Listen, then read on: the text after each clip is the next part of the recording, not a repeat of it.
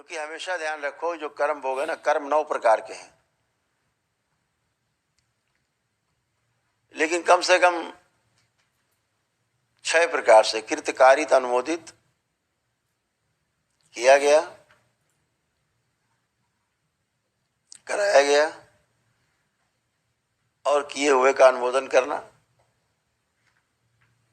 और मनसा वाचा कर्मणा, मन में सोचा गया किसी के विरुद्ध कोई कुछ भी आप सोच रहे हैं किसी के विरुद्ध मन में गलत बात, उसका भी भोग आपको बनता है। इस बात को ध्यान रखिएगा।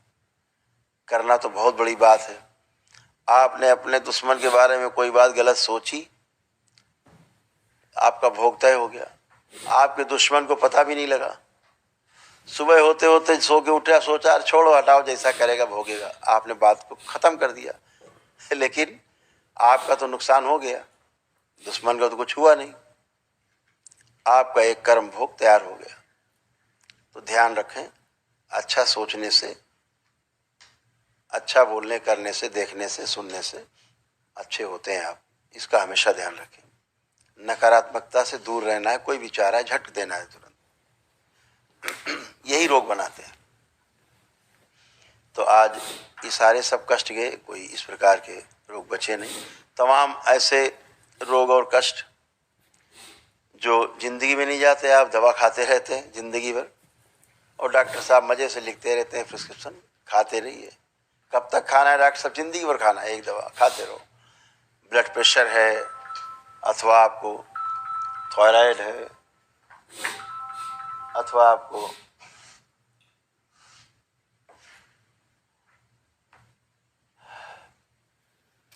शुगर है, खाते रहते हैं। अभी बहुत बड़ा स्कैम चल रहा है पूरे वर्ल्ड में, आप में से तमाम लोग बैठे हैं, आधे लोग से कम उसके शिकार हैं, शुगर जैसे रोग का। अवेयरनेस जो शुगर के इस आपको नकली रोग से आपको मुक्ति दिला सकती है। आपको पता है, कभी आपने कल्पना की पूरी दुनिया में इंसुलिन ले रहे हैं लोग, इतनी इंसुलिन आखिर बनती कहाँ से है? ये है क्या चीज जो आप नाभि के पास लगाते हैं, अंदर घुसेड़ लेते हैं शरीर के अंदर? आपको लगता है ये आप जो है बहुत बड़ा काम कर रहे हैं, बड़ी भारी दवा आप इस्तेमाल कर रहे हैं, आप जहर ले रहे हैं शरीर में।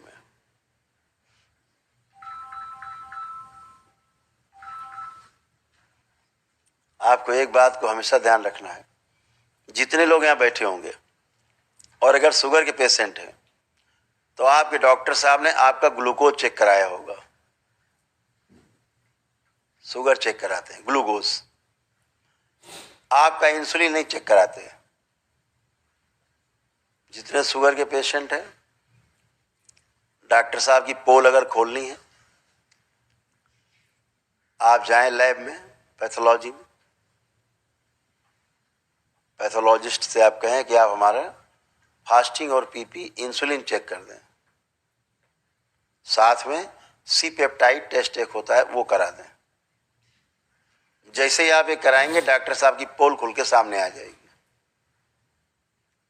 क्योंकि आप दरबार से जुड़े हैं, इसलिए आपकी इंसुलिन नियंत्रित है। और इंसुलिन घटना या बढ़ना यही डायबिटीज है। ग्लूकोज का घटना बढ़ना डायबिटीज नहीं है। जो ग्लूकोज घट बढ़ रहा है वो शुगर रेजिस्टेंस है। ये बहुत बड़ा स्कैम है पूरे वर्ल्ड में कि शुगर रेजिस्टेंस चेक करा करके आपको डायबिटीज की दवा दी जाती है। मार्केटिंग है बहुत बड़ी। जितने शुगर के रोगी, इस बात का ध्यान रखें, आप सिर्फ इंसुलिन चेक कराइए, फिर फास्टिंग पीपी। अभी आप क्या चेक कराते हो? Sugar fasting PP, glucose fasting PP कराते हो। इंसुलिन चेक कराइए, इंसुलिन कम या ज्यादा होना डायबिटीज का रोग है। और सी पेप्टाइड कराइए, उससे क्लियर हो जाएगा कि आपको टाइप 1 है डायबिटीज या टाइप 2 है।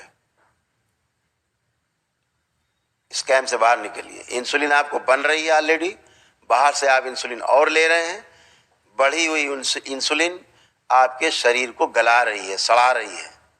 ये रोग है। इनके बचिए जाल से, बहुत बड़ा जाल है इनका, तो इस बात को ध्यान रखेंगे। सिजोफ्रेनिया नकली भूत प्रेत की बीमारी है। नकली चिल्ला रहे हैं, जिंदगी भर चले जा रहे हैं, भागे कहाँ जा रहे हैं प्रेतराज सरकार जा रहे हैं, दरगाह मजार भागे जा रहे हैं। क्यों जा रहे हैं? हाजिरी लगाने जा रहे हैं, पेशी आ रही। सब आपका ही ब्रेन आपको बेवकूफ बनाता है, आपकी स्मृतियां आपको बेवकूफ बनाती हैं, आपके पितरों की स्मृतियां आपको बेवकूफ बनाती हैं। कुछ नहीं है। यहां दरबार में एक दिन में पेशी कहाँ चली जाती है आपकी, हमेशा के लिए, जिंदगी भर के लिए पेशी एक ही दिन में क्यों कट जाती है? या आपके भूत प्रेत कहाँ भाग जाते हैं एक ही दिन में? सब दैत्य दानव कहाँ चले जाते हैं?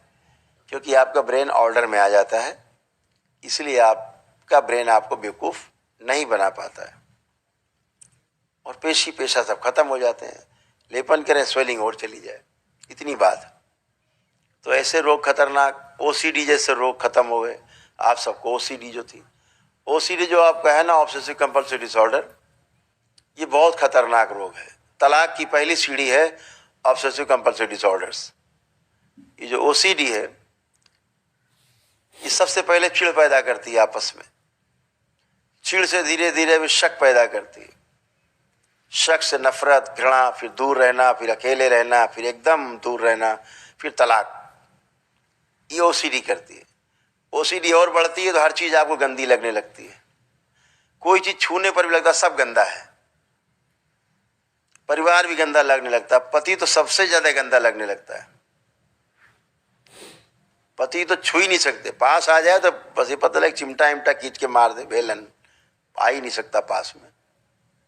ये ओसीडी करती है। जब ओसीडी और बढ़ जाती है, इसका क्षेत्र और बढ़ता है, तो फिर और कमाल करती है ओसीडी। 4-4, 6-6 घंटे बाथरूम में नहाते रहते हैं, स्नान करते रहते, निकलते ही नहीं बाहर। अंदर शीशा ही देखा करते हैं खड़े खड़े। पैर धोए, कभी नाखून धोए पैर के, कभी आंखें थोड़ी धोई, मुंह धोया, ऐसा कर 5-6 रहते। अगर आप बाहर निकाल लो तो फिर वो फर्श धोने लगते हैं, दीवारें अंदर धोएंगे, अंदर की छतें धो डालेंगे पाइप लगा के। थोड़ा और ओसीडी का बढ़ता है क्षेत्र, तो धुले कपड़े, धुले बर्तन प्रेस किए हुए रखे हैं, धुले आपके कपड़े फिर धोए डालना है फिर से।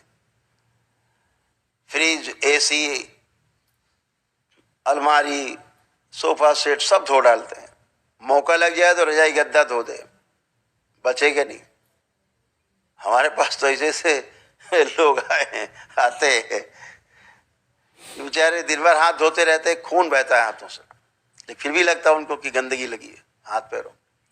ऐसे लोग आते हैं कि महिलाएं छुरा लेके खड़ी हो जाती हैं घर में, चलो बाथरूम में नहाओ, तुम गंदे हो, छू लिया तुमने, चलो नहाओ।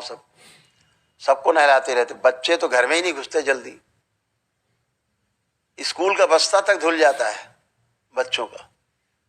अगले दिन बच्चे हाथ में कॉपी किताब लेके जाए। एक परिवार आता था, कैसे कई लोग आए मेरी तरह, जैसे सर्दी में वो आए तो हाफ बेचारे बुशर्ट पहने थे, तो हमने कहा कि कपड़े लेके आए। बोले गुरुदेव, अगर हम कुछ भी पहन लें, कोट वोट पहन लें, अगले दिन धुलाई मिलेगा। बोले रजाई नहीं उड़ते हम लोग, अगले दिन धुली मिलती है, बाथरूम में पड़ी पूरी रजाई गद्दा सब।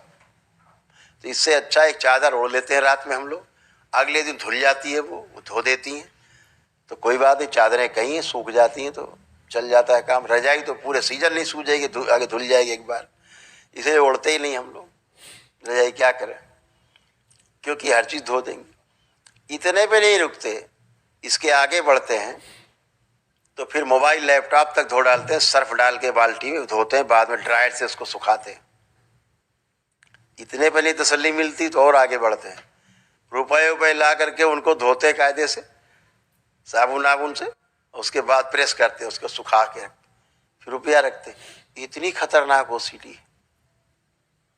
चूरा ले खड़े नहाओ, अगर वो ताकतवर तो आपको नहाना पड़ेगा, अगर वो कमजोर है तो छूरा फिर आपको दिखाने के बजाय अपनी गर्दन पे रख लेती है।